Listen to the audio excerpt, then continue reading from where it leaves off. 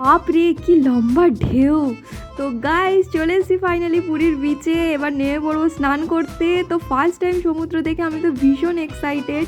তো আমার লাইফে এটা ফার্স্ট টাইম ছিল পুরীতে। তো দেখো আমি জলে নামতে ফার্স্টে ভয় পাচ্ছিলাম, তারপরে নেমে পড়েছিলাম ফাইনালি সবাই মিলে। তো আমি তো খুব মজা করে চান করেছি এখানে। দেখো এখানে তিনজনে মিলে আমরা একটু রিলস বানিয়ে নিচ্ছিলাম। এবার পুরো রেডি স্নান করতে যাওয়ার জন্য আমি আর আমার ভাই। এখানে দেখো নেমে পড়েছি। তো এখানে বড় বড় লম্বা লম্বা ঢেউ, আর সমুদ্রের জলটা এতটা নোনতা যে চোখে ঢুকলে চোখ মুখ পুরো জ্বালা জ্বালা করছিল। তো মজা তো ভীষণ লেগেছে। এখানে দেখো ওরা পিছনে বালি খেলছে।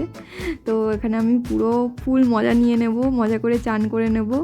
তো এবার দেখো তোমাদের সমুদ্রের ভিউটা দেখাবো, এত সুন্দর নীল জল।